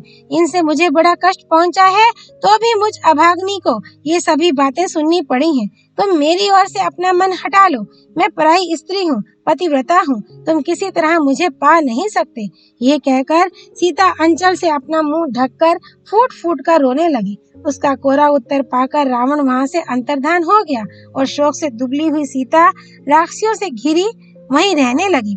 उस समय त्रिजटा ही उसकी सेवा किया करती थी। अध्याय 188। सीता की खोज में वानरों का जाना तथा हनुमान जी का श्री रामचंद्र जी से सीता का समाचार कहना। मार्कंडेय जी कहते हैं, श्री रामचंद्र जी लक्ष्मण के साथ माल्यवन पर्वत पर रहते थे। सुग्रीव ने उनकी रक्षा का पूरा प्रबंध कर दिया था। एक दिन भगवान राम लक्ष्मण से बोले, सुमित्रा नंदन, जरा किष्किंधा में जाकर पता तो लगाओ सुग्रीव क्या कर रहा है। मैं तो समझता हूँ वह अपनी की हुई प्रतिज्ञा का पालन करना नहीं जानता। अपनी मंदबुद्धि के कारण उपकारी का भी अनादर कर रहा है। यदि वह सीता के लिए कुछ उद्योग ना करता हो, विषय भोग में ही आसक्त हो, तो उसे भी तुम वाली के ही मार्ग पर पहुंचा देना। यदि हमारे कार्य के लिए कुछ चेष्टा कर रहा हो, तो उसे साथ लेकर शीघ्र ही यहाँ लौट आना, विलंब ना करना। भगवान राम के ऐसा कहने पर बड़े भाई की आज्ञा मानने वाले वीरवर लक्ष्मण जी प्रत्यंचा चढ़ाया हुआ धनुष लेकर किष्किंधा की ओर चल दिए। नगर द्वार पर पहुंचकर वे बेरोक टोक भीतर घुस गए। वानरराज सुग्रीव लक्ष्मण को कुपित जानकर स्त्री को साथ ले बहुत ही विनीत भाव से उनकी अगवानी में आए। उन्होंने उनका पूजन और सत्कार किया। इसे लक्ष्मण जी प्रसन्न हुए और निर्भय होकर श्री रामचंद्र जी का आदेश सुनाने लगे। सब सुन लेने पर सुग्रीव ने हाथ जोड़कर कहा, लक्ष्मण, मेरी बुद्धि खोटी नहीं है, मैं कृतघ्न और निर्दयी भी नहीं हूँ। सीता की खोज के लिए जो जतन मैंने किया है उसे ध्यान देकर सुनिए। सब दिशाओं में सुशिक्षित वानर पठाए गए हैं। उनके लौटने का समय भी नियत कर दिया गया है। कोई भी 1 महीने से अधिक समय नहीं लगा सकता। उन्हें आज्ञा दी गई है कि वे इस पृथ्वी पर घूम घूम कर प्रत्येक पहाड़, जंगल, समुद्र, गांव, नगर और घर में सीता की खोज करें। 5 रात में उनके लौटने का समय पूरा हो जाएगा। उसके बाद आप श्री रामचंद्र जी के साथ बहुत ही प्रिय समाचार सुनेंगे। सुग्रीव की बात सुनकर लक्ष्मण जी बहुत प्रसन्न हुए। उन्होंने अपना क्रोध त्याग दिया और इस प्रबंध के लिए सुग्रीव की बड़ी प्रशंसा की।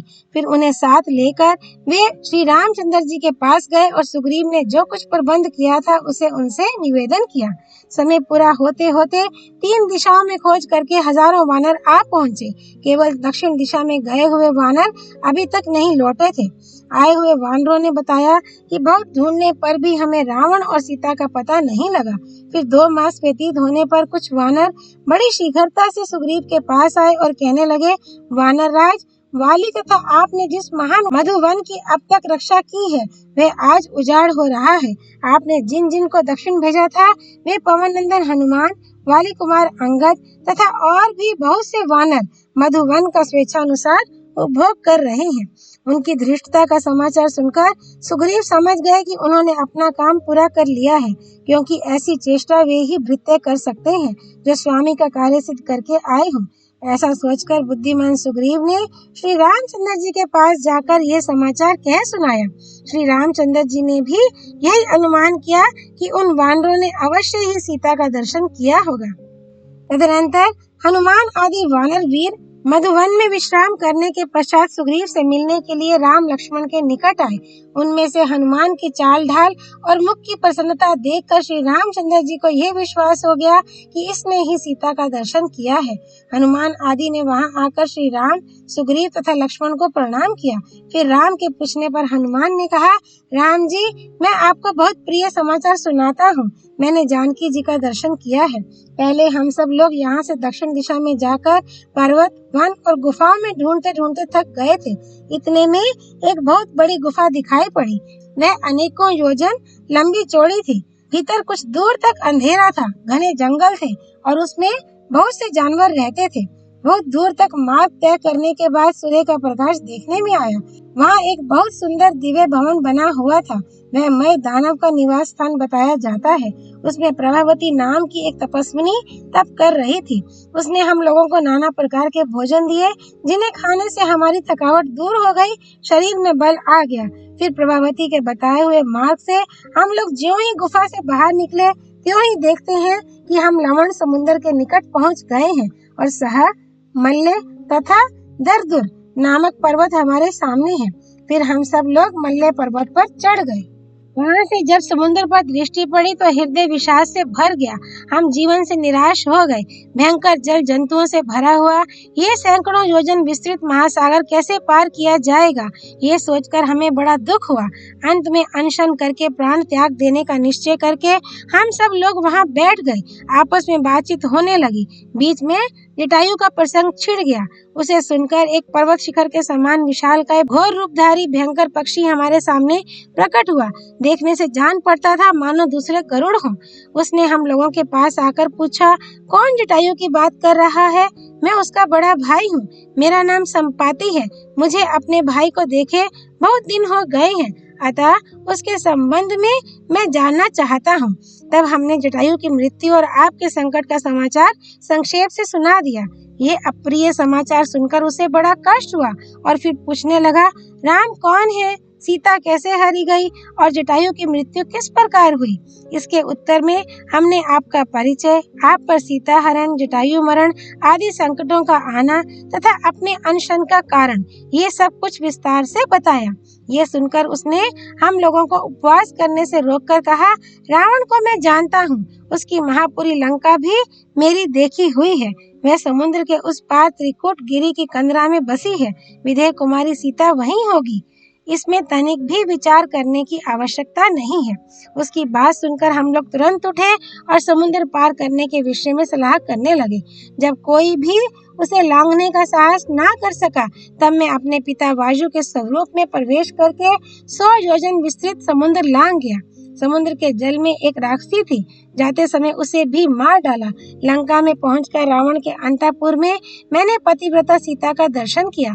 वे आपके दर्शन की लालसा से बराबर तप और उपवास करती रहती हैं। उनके पास एकांत में जाकर कहा, देवी, मैं श्री रामचंद्र जी का दूत एक वानर हूँ। आपके दर्शन के लिए आकाश मार्ग से यहाँ आया हूँ। दोनों राजकुमार श्री राम और लक्ष्मण कुशल से हैं। वानरराज सुग्रीव इस समय उनके रक्षक हैं। उन सबने आपका कुशल समाचार पूछा है। अब थोड़े ही दिनों में वानरों की सेना साथ लेकर आपके स्वामी यहाँ पधारने वाले हैं। आप मेरी बातों पर विश्वास करें, मैं राक्षस नहीं हूँ। सीता थोड़ी देर तक विचार करके बोली, अविंदे के कथनानुसार मैं समझती हूँ तुम हनुमान हो। उसने तुम्हारे जैसे मंत्रियों से युक्त सुग्रीव का भी परिचय दिया है। महाबाहो, अब तुम भगवान राम के पास जाओ। ऐसा कहकर उसने अपनी पहचान के लिए ये एक मणि दी तथा विश्वास दिलाने के लिए एक कथा भी सुनाई। जब आप चित्रकूट पर्वत पर रहते थे, उस समय आपने एक कौवे के ऊपर सींग का बाण मारा था। यही उस कथा का मुख्य विषय है। इस प्रकार सीता का संदेश अपने हृदय में धारण करके मैंने लंकापुरी जलाई और फिर आपकी सेवा में चला आया। ये प्रिय समाचार सुनकर श्री रामचंद्र जी ने हनुमान की बड़ी प्रशंसा की। अध्याय 199। वानर सेना का संगठन, सेतु का निर्माण, विभीषण का अभिषेक और लंका में सेना का प्रवेश।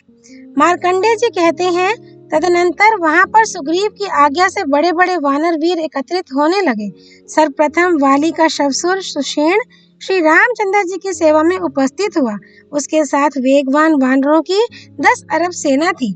महाबलवान गज और गवय एक एक अरब सेना लेकर आए।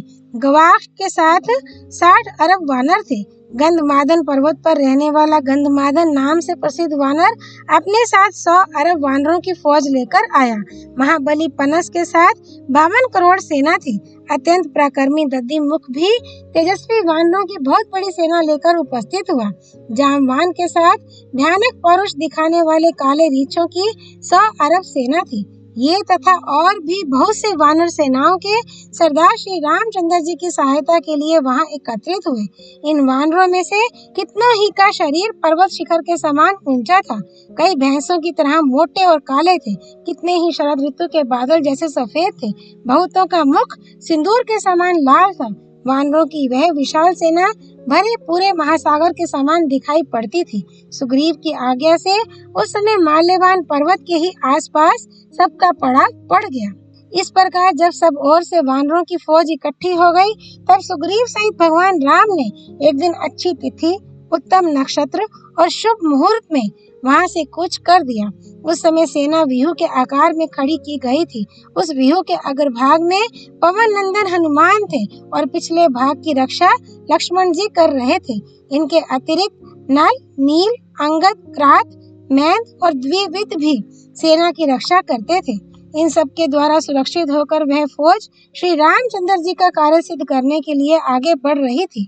मार्ग में अनेकों जंगल तथा पहाड़ों पर पड़ाव डालती हुई वह लवण समुद्र के पास जा पहुंची और उसके तटवर्ती वन में उसने डेरा डाल दिया। तदनंतर भगवान राम ने प्रधान प्रधान वानरों के बीच सुग्रीव से समयोचित बात कही। हमारी यह सेना बहुत बड़ी है और सामने अगाध महासागर है जिसको पार करना बहुत ही कठिन है। ऐसी दशा में आप लोग उस पार जाने के लिए क्या उपाय ठीक समझते हैं? इतनी सेना उतारने के लिए तो हम लोगों के पास नावें भी नहीं हैं। व्यापारियों के जहाजों से पार जाया जा सकता है, पर हमारे जैसे लोग अपने स्वार्थ के लिए उन्हें हानि कैसे पहुंचा सकते हैं? हमारी फौज दूर तक फैली हुई है। यदि इसकी रक्षा का उचित प्रबंध नहीं हुआ तो मौका पाकर शत्रु इसका नाश कर सकता है। हमारे विचार में तो यह आता है कि किसी उपाय से समुद्र की ही आराधना करें, यहाँ उपवास पूर्वक धरना दें, यही कोई मार्ग बतावेगा। उपासना करने पर भी यदि इसने मार्ग नहीं बताया तो अपने अग्नि के समान तेजस्वी अमोघ बाणों से इसे जलाकर सुखा डालूंगा। यूं कहकर श्री रामचंद्र जी लक्ष्मण सहित आचमन करके समुद्र के किनारे कुशासन बिछाकर लेट गए। तब नद और नदियों के स्वामी समुद्र ने जलचरों सहित प्रकट होकर स्वप्न में भगवान राम को दर्शन दिया और मधुर वचनों में कहा, कौशल्या नंदन, मैं आपकी क्या सहायता करूं? श्री रामचंद्र जी ने कहा, नदीश्वर, मैं अपनी सेना के लिए मार्ग चाहता हूँ जिससे जाकर रावण का वध कर सकूं। यदि मेरे मांगने पर भी रास्ता ना दोगे तो अभिमंत्रित किए हुए दिव्य बाणों से तुम्हें सुखा डालूंगा। श्री रामचंद्र जी की बात सुनकर समुद्र को बड़ा कष्ट हुआ। उसने हाथ जोड़कर कहा, भगवान, मैं आपका मुकाबला करना नहीं चाहता और आपके काम में विघ्न डालने की भी मेरी इच्छा नहीं है। पहले मेरी बात सुन लीजिए, फिर जो कुछ करना उचित हो कीजिए। यदि आपकी आज्ञा मानकर राह दे दूंगा तो दूसरे लोग भी धनुष का बल दिखाकर मुझे ऐसी आज्ञा दिया करेंगे। आपकी सेना में नल नामक एक वानर है। वह विश्वकर्मा का पुत्र है। उसे शिल्प शास्त्र का अच्छा ज्ञान है। वह अपने हाथ से जो भी तृण, काष्ठ या पत्थर डालेगा उसे मैं ऊपर रोके रहूंगा। इस प्रकार आपके लिए एक पुल तैयार हो जाएगा। यूं कहकर समुद्र अंतर्धान हो गया। श्री रामचंद्र जी ने धरना छोड़ दिया और नल को बुलाकर कहा, नल, तुम समुद्र पर एक पुल बनाओ। मुझे मालूम हुआ है तुम इस कार्य में कुशल हो। इस प्रकार नल को आज्ञा देकर भगवान राम ने पुल तैयार कराया, जिसकी लंबाई 400 कोस की और चौड़ाई 40 कोस की थी। आज भी वह इस पृथ्वी पर नल सेतु के नाम से प्रसिद्ध है। तदनंतर वहाँ श्री रामचंद्र जी के पास राक्षस राज रावण का भाई परम धर्मात्मा विभीषण आया। उसके साथ 4 मंत्री भी थे। भगवान राम बड़े ही उदार हृदय वाले थे। उन्होंने विभीषण को स्वागत पूर्वक अपना लिया। सुग्रीव के मन में शंका हुई कि यह शत्रु का कोई जासूस ना हो, परंतु श्री रामचंद्र जी ने उसकी चेष्टा, व्यवहार तथा मनोभावों की परीक्षा करके उसे सत्य और शुद्ध पाया। इसीलिए उन्होंने बहुत प्रसन्न होकर उसका आदर किया।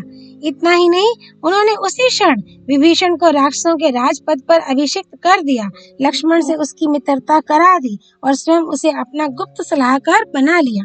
फिर विभीषण की सम्मति लेकर सब लोग पुल की राह से चले और 1 महीने में समुद्र के पार पहुंच गए। वहाँ लंका की सीमा पर फौज की छावनी पड़ गई और वानर वीरों ने वहाँ के कई सुंदर सुंदर बगीचों को तहस नहस कर डाला। रावण के 2 मंत्री थे, शुक और सारण।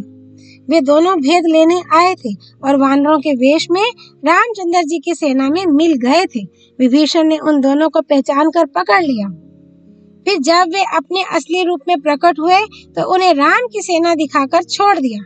लंका के उपवन में सेना ठहराई गई और भगवान राम ने अत्यंत बुद्धिमान अंगद को दूत बनाकर रावण के पास भेजा। अध्याय 190। अंगद का रावण के पास जाकर राम का संदेश सुनाना और राक्षसों तथा वानरों का संग्राम। मार्कंडेय जी कहते हैं, लंका के उस वन में अन्न और पानी का अधिक सुविधा था। फल और मूल प्रचुर मात्रा में प्राप्य थे, इसीलिए वहाँ सेना का पड़ाव पड़ा था और भगवान राम सब ओर से उसकी रक्षा करते थे। इधर रावण भी लंका में शास्त्रोक्त प्रकार से युद्ध सामग्री का संग्रह करने लगा। लंका की 4 दीवारी और नगर द्वार बहुत ही मजबूत थे, अतः स्वभाव से ही किसी आक्रमणकारी का वहां पहुंचना कठिन था। नगर के चारों ओर 7 गहरी खाइयां थी, जिसमें अगाध जल था और उसमें बहुत से मगर आदि जल जंतु भरे रहते थे। इन खाइयों में खैर की कीलें गड़ी हुई थी, मजबूत किवाड़ लगे थे, गोलाबारी करने वाली मशीनें फिट की गई थी। इन सब कारणों से उनमें प्रवेश करना कठिन था। मूसल, पनेटी, बाण, तोमर, तलवार, फरसे, मोम के मुदगर और तोप आदि अस्त्र शस्त्रों का भी विशेष संग्रह था। नगर के सभी दरवाजों पर छिपकर बैठने के लिए बुर्ज बने हुए थे और घूम फिरकर रक्षा करने वाले रिसाले भी तैनात किए गए थे। इनमें अधिकांश पैदल और बहुत से हाथी सवार तथा घुड़सवार भी थे। इधर अंगद जी दूत बनकर लंका में गए। नगर द्वार पर पहुंचकर उन्होंने रावण के पास खबर भेजी और निडर होकर पुरी में प्रवेश किया। उस समय करोड़ों राक्षसों के बीच महाबली अंगद मेघमाला से घिरे हुए सूर्य की भांति शोभा पा रहे थे। रावण के पास पहुंचकर उन्होंने कहा, राक्षस राज, कौशल देश के राजा श्री रामचंद्र जी ने तुमसे कहने के लिए जो संदेश भेजा है उसे सुनो और उसके अनुसार कार्य करो। जो अपने मन पर काबू न रखकर अन्याय में लगा रहता है, ऐसे राजा को पाकर उसके अधीन रहने वाले देश और नगर भी नष्ट हो जाते हैं। सीता का बलपूर्वक अपहरण करके अपराध तो अकेले तुमने किया है, परंतु इसका दंड बेचारे निरपराध लोगों को भी भोगना पड़ेगा। तुम्हारे साथ वे भी मारे जाएंगे। तुमने बल और अहंकार से उन्मत्त होकर वनवासी ऋषियों की हत्या की, देवताओं का अपमान किया और राजऋषियों तथा रोती बिलखती अबलाओं के भी प्राण लिए। इन सब अत्याचारों का फल अब प्राप्त होने वाला है। मैं तुम्हें मंत्रियों सहित मार डालूंगा। साहस हो तो युद्ध करके पौरुष दिखाओ। निशाचर, यद्यपि मैं मनुष्य हूँ तो भी मेरे धनुष की शक्ति देखना। जनक नंदिनी सीता को छोड़ दो, अन्यथा मेरे हाथ से कभी भी तुम्हारा छुटकारा होना असंभव है। मैं अपने तीखे बाणों से इस भूमंडल को राक्षसों से शून्य कर दूंगा। श्री रामचंद्र जी के दूत के मुख से ऐसी कठोर बात सुनकर रावण सहन न कर सका। वह क्रोध से अचेत हो गया। उसका इशारा पाकर 4 राक्षस उठे और जिस प्रकार पक्षी सिंह को पकड़े, उसी तरह उन्होंने अंगद के 4 अंगों को पकड़ लिया। अंगद उन चारों को लिए दिए ही उछलकर महल की छत पर जा बैठे। उछलते समय उनके शरीर से छूटकर वे चारों राक्षस जमीन पर जा गिरे। उनकी छाती फट गई और अधिक चोट लगने के कारण उन्हें बड़ी पीड़ा हुई। अंगद महल के कंगूरे पर चढ़ गए और वहां से कूदकर लंकापुरी को लांघते हुए अपनी सेना के समीप आ पहुंचे। वहाँ श्री रामचंद्र जी से मिलकर उन्होंने सारी बातें बताई। राम ने अंगद की बड़ी प्रशंसा की, फिर वे विश्राम करने चले गए। तदनंतर भगवान राम ने वायु के समान वेग वाले वानरों की संपूर्ण सेना के द्वारा लंका पर एक साथ धावा बोल दिया और उसकी 4 दीवारी तोड़वा डाली। नगर के दक्षिण द्वार में प्रवेश करना बड़ा कठिन था, किंतु लक्ष्मण ने विभीषण और जामवान को आगे करके उसे भी धूल में मिला दिया। फिर युद्ध करने में कुशल वानर वीरों की 100 अरब सेना लेकर लंका के भीतर घुस गए। उस समय उनके साथ 3 करोड़ भालुओं की सेना भी थी। इधर रावण ने भी राक्षस वीरों को युद्ध का आदेश दिया। आज्ञा पाते ही इच्छानुसार रूप धारण करने वाले भयंकर राक्षस लाख लाख की टोली बनाकर आ पहुँचे और किलेबंदी करके अस्त्र शस्त्रों की वर्षा द्वारा वानरों को भगाने और अपने महान पराक्रम का परिचय देने लगे। इधर वानर भी मारकर निशाचरों को गिराने लगे। दूसरी ओर भगवान राम ने बाणों की वर्षा करके उनका संहार आरंभ किया। एक और लक्ष्मण भी अपने सुदृढ़ बाणों से किले के भीतर रहने वाले राक्षसों के प्राण लेने लगे। जब रावण को यह सब समाचार ज्ञात तो वह अमर्ष में भरकर पिशाचों और राक्षसों की भयावनी सेना साथ ले स्वयं भी युद्ध के लिए आ पहुंचा। वह दूसरे शुक्राचार्य के समान युद्ध शास्त्र की कला में प्रवीण था। शुक्र की बताई हुई रीति से उसने अपनी सेना का व्यूह रचाया और वानरों का संहार करने लगा।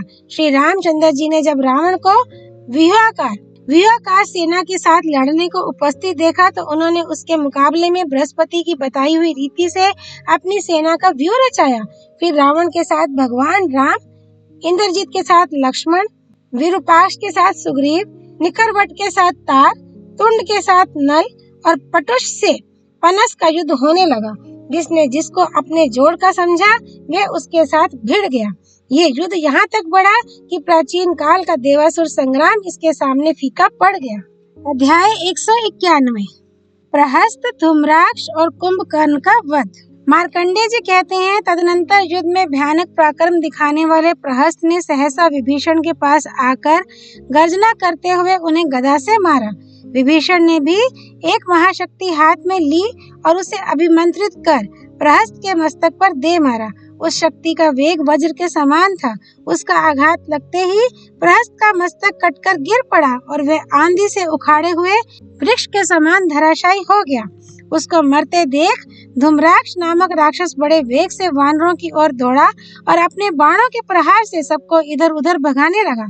ये देख पवन नंदन हनुमान ने धूम्राक्ष को उसके घोड़े, रथ और सारथी सहित मार डाला। उसके मरने से वानरों को कुछ तसल्ली हुई और वे अन्यान्य राक्षसों को मारने लगे। उनकी भयंकर मार पड़ने से सभी राक्षस जीवन से निराश हो गए। जो मरने से बचे वे भय के मारे भागकर लंका में घुस गए। वहां जाकर सबने रावण को युद्ध का समाचार सुनाया। उनके मुख से सेना सहित प्रहस्त और धूम्राक्ष के वध का वृतांत सुनकर रावण बड़ी देर तक शोक भरे उच्छ्वास लेता रहा। फिर सिंहासन से उठकर कहने लगा, अब कुंभकर्ण के पराक्रम दिखाने का समय आ गया है। ऐसा सोचकर उसने ऊंची आवाज वाले नाना प्रकार के बाजे बजवाए और विशेष प्रयत्न करके घोर निद्रा में पड़े हुए कुंभकर्ण को जगाया। फिर जब वह कुछ स्वस्थ और शांत हुआ तो उससे रावण ने कहा, भैया कुंभकर्ण, तुम्हें पता नहीं हम लोगों पर बड़ा भारी भय आ पहुंचा है। मैं राम की स्त्री सीता को हर लाया था। उसी को वापस लेने के लिए वह समुद्र पर पुल बांधकर यहाँ आया हुआ है। उसके साथ वानरों की बहुत बड़ी सेना है। अब तक उसने प्रहस्त आदि हमारे कई आत्मीय व्यक्तियों को मार डाला है और राक्षसों का संहार मचा रखा है। तुम्हारे सिवा कोई ऐसा वीर नहीं है जो उसे मार सके। तुम बलवानों में श्रेष्ठ हो, इसलिए कवच आदि से सुसज्जित हो। युद्ध के लिए जाओ और राम आदि संपूर्ण शत्रुओं का नाश करो। रावण की आज्ञा मानकर कुंभकर्ण जब अपने अनुचरों सहित नगर से बाहर निकला तो उसकी दृष्टि सामने ही खड़ी हुई वानर सेना पर पड़ी, जो विजय के उल्लास से शोभा पा रही थी। फिर जब उसने भगवान राम के दर्शन की इच्छा से उस सेना में इधर उधर दृष्टि डाली तो उसे हाथ में धनुष लिए लक्ष्मण भी दिखाई पड़े। इतने ही में वानरों ने आकर कुंभकर्ण को सब ओर से घेर लिया और बड़े बड़े पेड़ उखाड़कर उसको मारने लगे। कुछ वानर नाना प्रकार के भयानक अस्त्र शस्त्रों का प्रहार करने लगे। कुंभकर्ण इससे जरा भी विचलित ना हुआ। वह हंसते हंसते वानरों का भक्षण करने लगा। देखते देखते बल, चंडबल और वज्रबाहु नामक वानर उसके मुख के ग्रास बन गए। कुंभकर्ण का ये दुखदायी कर्म देखकर तार आदि वानर थर्रा उठे और बड़े जोर से चीत्कार करने लगे। उनका क्रंदन सुनकर सुग्रीव वहां दौड़े आए और एक शाल का वृक्ष उखाड़कर उन्होंने कुंभकर्ण के सिर पर दे मारा। वह शाल टूट गया पर कुंभकर्ण को पीड़ा ना पहुंची। हाँ, उसके स्पर्श से वह कुछ सावधान अवश्य हो गया। फिर तो उसने विकट गर्जना की और सुग्रीव को बलपूर्वक पकड़कर अपनी दोनों भुजाओं में दाब लिया। लक्ष्मण जी यह सब देख रहे थे। जब वह राक्षस सुग्रीव को लेकर जाने लगा तो वे दौड़कर उसके सामने आ गए। उन्होंने कुंभकर्ण को लक्ष्य करके एक बड़ा वेगशाली बाण मारा। वह उसके कवच को काटकर शरीर को छेदता हुआ रक्त रंजित हो जमीन में समा गया। छाती छिद जाने के कारण सुग्रीव को तो उसने छोड़ दिया और अपने दो हाथों में एक बहुत बड़ी चट्टान लिए लक्ष्मण पर धावा किया। लक्ष्मण ने भी बड़ी शीघ्रता के साथ दो तीखे बाण मारकर ऊपर उठी हुई उसकी दोनों भुजाओं को काट डाला। अब उसके 4 बाहें हो गईं। कुंभकर्ण ने पुनः चारों हाथों में शिलाएं लेकर आक्रमण किया, किंतु सुमित्रा नंदन ने हस्त लाघव दिखाते हुए फिर से बाण मारकर उन चारों भुजाओं को भी काट दिया। तब उसने अपना शरीर बहुत बड़ा कर लिया। उसके अनेकों पैर, अनेकों सिर और अनेकों भुजाएं हो गईं। ये देख लक्ष्मण ने ब्रह्मास्त्र का प्रहार करके उस पर्वताकार राक्षस को चीर डाला। जैसे बिजली गिरने से वृक्ष धराशायी हो जाता है, उसी प्रकार उस दिव्यास्त्र से आहत होकर वह महाबली राक्षस पृथ्वी पर गिर पड़ा। कुंभकर्ण को प्राणहीन होकर गिरते देख राक्षस लोग भय के मारे भाग गए। इस युद्ध में राक्षसों का ही अधिक संहार हुआ, वानर बहुत कम मारे गए। अध्याय 192। राम लक्ष्मण को मूर्छा और इंद्रजीत का वध। मार्कंडेय जी कहते हैं, तदनंतर रावण ने अपने वीर पुत्र इंद्रजीत से कहा, बेटा तू शस्त्रधारियों में श्रेष्ठ है। युद्ध में इंद्र को भी जीतकर तूने अपने उज्जवल सुयश का विस्तार किया है। अतः युद्ध भूमि में जाकर राम, लक्ष्मण और सुग्रीव का नाश कर। इंद्रजीत ने बहुत अच्छा कहकर पिता की आज्ञा स्वीकार की और कवच बांध रथ पर बैठकर तुरंत ही संग्राम भूमि की ओर चल दिया। वहां पहुंचकर उसने स्पष्ट रूप से अपना नाम बताकर परिचय दिया और युद्ध के लिए लक्ष्मण को ललकारा। लक्ष्मण भी धनुष पर बाण संधान किए बड़े वेग से उसके सामने आ गए और सिंह जैसे छोटे मृगों को भयभीत करता है उसी प्रकार अपने धनुष की टंकार से सब राक्षसों को त्रास देने लगे। इंद्रजीत और लक्ष्मण दोनों ही दिव्यास्त्रों का प्रयोग जानते थे। दोनों की ही आपस में बड़ी लाग डांट थी। दोनों ही एक दूसरे पर विजय पाना चाहते थे, अतः उनमें बड़े जोर की लड़ाई छिड़ गई। इसी बीच में वाली कुमार अंगद ने एक पेड़ उखाड़कर उसे इंद्रजीत के सिर पर मारा। चोट खाकर भी वह विचलित नहीं हुआ। इतने में अंगद उसके निकट चले आए। फिर तो उसने उनकी बाईं पसली में बड़े जोर से गदा मारी। अंगद बड़े बलवान थे, अतः उसके इस प्रहार को उन्होंने कुछ भी नहीं गिना। क्रोध में भरकर पुनः एक शाल का वृक्ष उखाड़ लिया और उसे इंद्रजीत के ऊपर फेंका। उसकी चोटी से उसका रथ चकनाचूर हो गया और घोड़े तथा सारथी मर गए।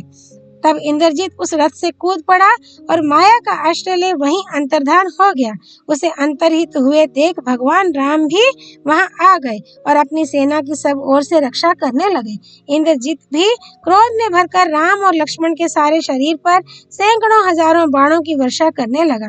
वानरों ने देखा कि वह छिपकर बाणों की झड़ी लगा रहा है, तो वे हाथों में बड़ी बड़ी शिलाएं लेकर आकाश में उड़कर उसका पता लगाने लगे। इंद्रजीत छिपे ही छिपे उन वानरों तथा राम और लक्ष्मण को भी बाणों से बींधने लगा। दोनों भाइयों के शरीर बाणों से भर गए और वे आकाश से गिरे हुए सूर्य और चंद्रमा की भांति इस पृथ्वी पर गिर पड़े। इतने में वहां विभीषण आ पहुंचे। उन्होंने प्रज्ञास्त्र से उनकी मूर्छा दूर की और सुग्रीव ने विशल्या नाम की औषधि को दिव्य मंत्र से अभिमंत्रित करके उसे दोनों भाइयों की देह में लगाया। इसके प्रभाव से सरलता पूर्वक उनके शरीर का बाण निकलकर क्षण भर में इस उपचार से वे दोनों महापुरुष शीघ्र ही होश में आ गए। आलस्य और थकावट दूर हो गई।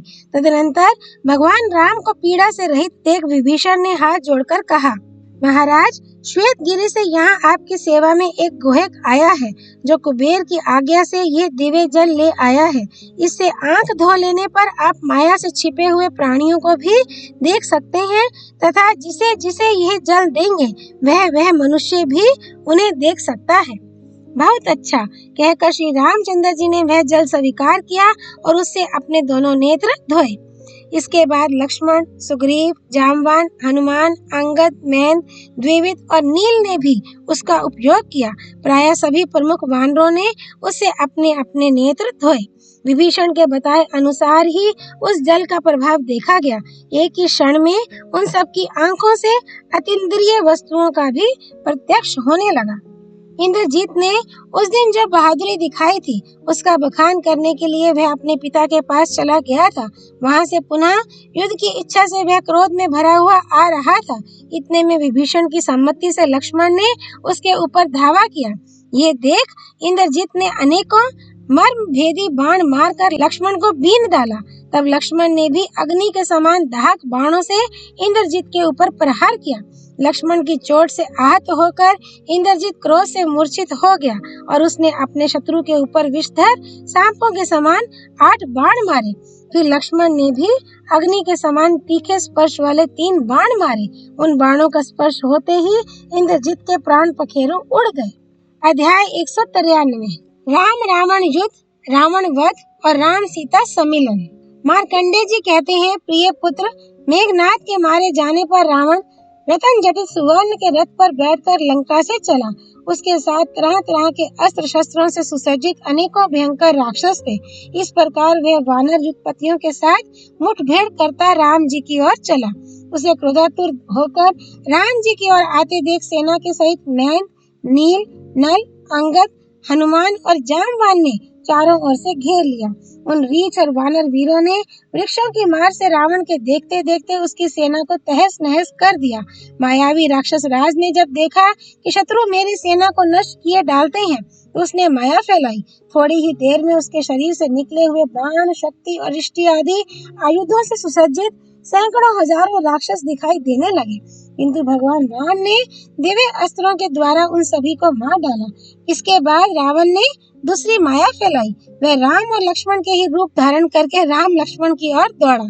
राक्षस राज की इस माया को देखकर भी लक्ष्मण जी को किसी प्रकार की घबराहट नहीं हुई। उन्होंने राम जी से कहा, भगवान, अपनी ही समान आकार वाले इन पापी राक्षसों को मार डालिए। तब श्री राम ने उन्हें तथा और भी अनेकों राक्षसों को धराशायी कर दिया।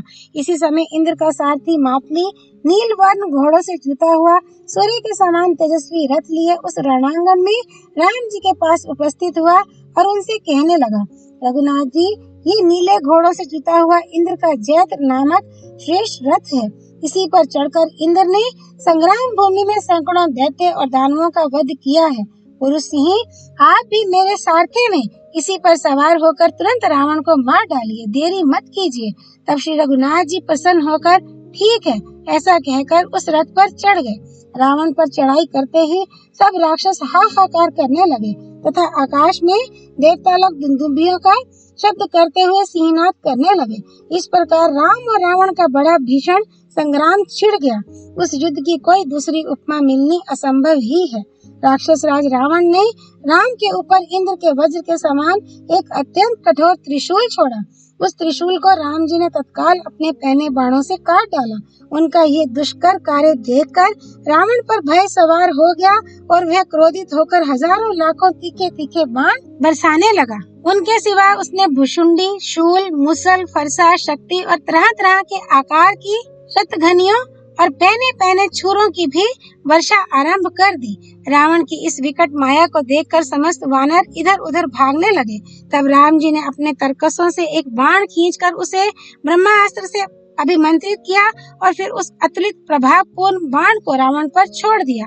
राम जी ने ज्यों ही धनुष को कान तक खींचकर उसे छोड़ा, वह राक्षस अपने रथ, घोड़े और सारथी के सहित भीषण अग्नि से व्याप्त होकर जलने लगा। इस प्रकार पुण्य कर्मा भगवान राम के हाथ से रावण का वध हुआ देखकर गंधर्व और चारणों के सहित सब देवता बड़े प्रसन्न हुए। राजन, देवताओं से द्रोह करने वाले नीच राक्षस रावण को मारकर राम, लक्ष्मण और उनके सुहृदों को बड़ा आनंद हुआ। फिर देवता और ऋषियों ने जय जयकार करते हुए आशीर्वाद देकर महाबाहु राम का अभिनंदन किया। सभी देवताओं ने कमल नयन भगवान राम की स्तुति की और गंधर्वों ने फूलों की वर्षा तथा गान करके उनका पूजन किया। फिर भगवान राम ने लंका के राज्य पर विभीषण का अभिषेक किया। इसके पश्चात अविंध्य नाम का बुद्धिमान और वयोवृद्ध मंत्री सीता जी को लेकर विभीषण के साथ राम जी के पास आया और उनसे बड़ी दीनता पूर्वक कहने लगा, महात्मन, सदाचार परायणा देवी जानकी को स्वीकार कीजिए। उस समय सुंदरी श्री सीता जी एक पालकी में बैठी थी। वे शोक से अत्यंत कृश हो गई थी तथा उनके शरीर में मैल चढ़ा हुआ था और जटाएं बड़ी हुई थी। उन्हें देखकर राम जी ने कहा, जनक नंदिनी, मुझे जो काम करना था वह मैं कर चुका। अब तुम्हारी जहाँ इच्छा हो वहाँ चली जाओ। मेरे समान जो पुरुष धर्म विधि को जानने वाला है, वह दूसरे के हाथ में गई हुई स्त्री को एक मुहूर्त भी कैसे रख सकता है। राम जी के ऐसे कठोर वचन सुनकर सुकुमारी सीता जी व्याकुल होकर कटे हुए केले के समान सहसा पृथ्वी पर गिर पड़ी तथा समस्त वानर और लक्ष्मण जी भी ये बात सुनकर प्राणहीन से होकर निश्चेष्ट रह गए। इसी समय संसार की रचना करने वाले देवादिदेव ब्रह्मा जी विमान पर बैठकर वहां पधारे। उनके साथ ही इंद्र, अग्नि, वायु, यम, वरुण, कुबेर और सप्तऋषियों ने भी दर्शन दिया तथा दिव्य तेजोमयी मूर्ति धारण किए राजा दशरथ भी एक हंसों वाले प्रकाश पूर्ण श्रेष्ठ विमान पर बैठकर आए।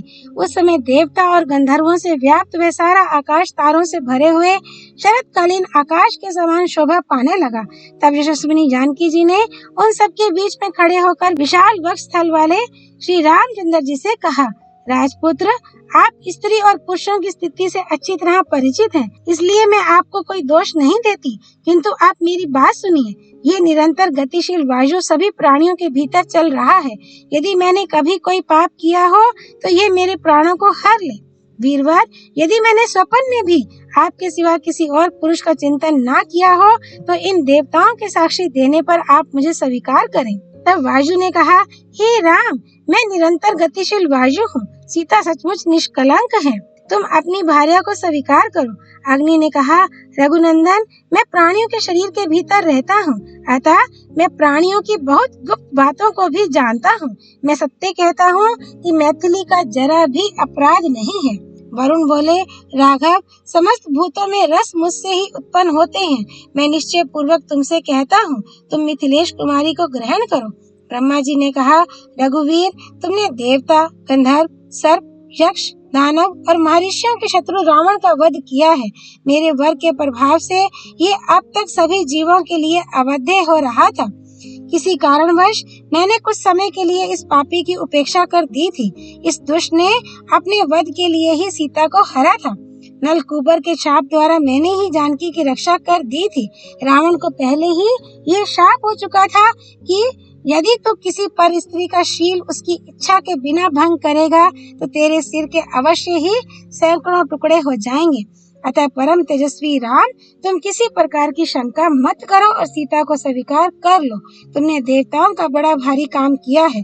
दशरथ जी कहने लगे, बस मैं तुम्हारा पिता दशरथ हूँ। मैं तुम पर बहुत प्रसन्न हूँ। तुम्हारा कल्याण हो। मैं तुम्हें आज्ञा देता हूँ कि अब तुम अयोध्या का राज्य करो।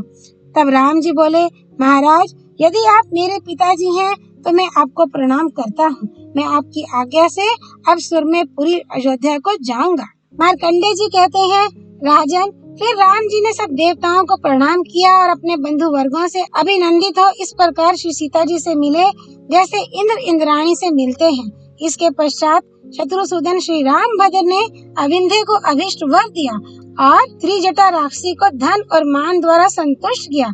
ये सब हो जाने पर भगवान ब्रह्मा ने उनसे कहा, कौसल्यानंदन, कहो आज तुम्हें हम क्या क्या अभिष्ट वर दें। तब राम जी ने उनसे ये वर मांगे, मेरी धर्म में स्थिति रहे, शत्रुओं से कभी पराजय ना हो और राक्षसों के द्वारा जो वानर मारे जा चुके हैं वे फिर जी उठें। इस पर ब्रह्मा जी के तथास्तु ऐसा कहते ही सब वानर जीवित होकर खड़े हो गए। इस समय सौभाग्यवती सीता ने भी हनुमान जी को यह वर दिया, पुत्र, भगवान राम की कीर्ति रहने तक तुम्हारा जीवन रहेगा और मेरी कृपा से तुम्हें सदा ही दिव्य भोग प्राप्त होते रहेंगे। फिर वहाँ सबके सामने ही वे इंद्र आदि सब देवता अंतर्धान हो गए। अध्याय 194। श्री रामचंद्र जी का अयोध्या में लौटना और राज्याभिषेक। इसके पश्चात विभीषण से सम्मानित हो श्री रामचंद्र जी ने लंका की रक्षा का प्रबंध किया और फिर सुग्रीव आदि सभी प्रमुख वानरों के सहित आकाशचारी पुष्पक विमान पर बैठकर सेतु के ऊपर होकर समुद्र को पार किया। समुद्र के इस ओर आकर उन्होंने पहले जहां अपने मुख्य मुख्य मंत्रियों के सहित शयन किया था वहीं पर विश्राम किया। फिर परम धार्मिक भगवान राम ने रत्नों की भेंट देकर समस्त रीछ और वानरों को संतुष्ट करके विदा किया। जब सब रीछ वानर चले गए तो आप विभीषण और सुग्रीव के सहित पुष्पक विमान द्वारा किष्किंधापुरी को चले। मार्ग में जानकी जी को मन की रमणीयता का दिग्दर्शन कराते रहे। किष्किंधा में पहुंचकर उन्होंने महान पराक्रमी अंगद को युवराज पद पर अभिषिक्त किया। फिर वे सबको साथ लिए लक्ष्मण जी के सहित जिस रास्ते आए थे उसी से अपनी राजधानी को चले। अयोध्या के समीप पहुंचकर उन्होंने हनुमान जी को अपना दूत बनाकर भरत जी के पास भेजा। जब हनुमान जी लक्षणों द्वारा उनका मनोभाव समझकर और उन्हें राम जी के पुनरागमन का प्रिय समाचार सुनाकर लौट आए तो सब लोग नंदीग्राम में पहुंचे। राम जी ने देखा कि भरत जी चीर वस्त्र पहने हुए हैं, उनका शरीर मैल से भरा हुआ है और वे पादुकाएं सामने रखे आसन पर बैठे हैं। भरत और शत्रुघ्न से मिलकर परम पराक्रमी रघुनाथ जी और लक्ष्मण जी बड़े प्रसन्न हुए। फिर भरत और शत्रुघ्न भी अपने बड़े भाई से मिले। जानकी जी के दर्शन करके भी भरत शत्रुघ्न को बड़ा हर्ष हुआ। तदनंतर भरत जी ने बड़े आनंद से भगवान राम को अपने पास धरोहर रूप से रखा हुआ उनका राज्य सौंप दिया। फिर विष्णु देवता वाले श्रवण नक्षत्र का पुण्य दिवस आने पर वशिष्ठ और वामदेव दोनों ने मिलकर शूर शिरोमणि भगवान राम का राज्याभिषेक किया। अभिषेक हो जाने पर श्री रामचंद्र जी ने कपिराज सुग्रीव और पुलस्त्य नंदन विभीषण को घर जाने की आज्ञा दी। भगवान ने तरह तरह के भोगों से उनका सत्कार किया। इसलिए जब उन्हें प्रसन्न और आनंद युक्त देखा तो उनका कर्तव्य समझाकर उन्हें विदा किया। इस समय राम से बिछुड़ने में उन्हें बड़ा ही दुख हुआ। फिर पुष्पक विमान की पूजा कर उसे कुबेर जी को ही दे दिया तथा देव ऋषियों की सहायता से गोमती नदी के तीर पर 10 अश्वमेध यज्ञ किए, जिनमें अनार्थियों के लिए हर समय भंडार खुला रहता था। मार्कंडेय जी कहते हैं, महाभाव युधिष्ठिर, इस प्रकार पूर्व काल में अतुलित पराक्रमी श्री रामचंद्र जी वनवास के कारण बड़ा भयंकर कष्ट भोग चुके हैं। पुरुष ही तुम क्षत्रिय हो, शोक मत करो। तुम अपने भुज बल के भरोसे प्रत्यक्ष फल देने वाले मार्ग पर चल रहे हो। तुम्हारा इसमें अणु मात्र भी अपराध नहीं है। इस संकटपूर्ण मार्ग में तो इंद्र के सहित सभी देवता और असुरों को आना पड़ा है, किंतु जिस प्रकार इंद्र ने मरुतों की सहायता से वृत्रासुर का नाश किया था, उसी प्रकार अपने इन देवतुल्य धनुर्धर भाइयों की सहायता से तुम अपने सभी शत्रुओं को संग्राम में परास्त करोगे। राम जी तो अकेले ही भयंकर पराक्रमी रावण को युद्ध में मारकर जानकी जी को ले आए थे। उनके सहायक तो केवल वानर और रीछ ही थे। इन सब बातों पर तुम विचार करो। वैशंपायन जी कहते हैं, इस प्रकार मतिमान मार्कंडे जी ने राजा युधिष्ठिर को धैर्य बंधाया। ओम तत्सत। नर नारायण स्वरूप भगवान श्री कृष्ण की जय। भगवती सरस्वती देवी की जय। भगवान व्यासावतार श्री कृष्ण द्वैपायन की जय। श्री हरि अर्पणमस्तु।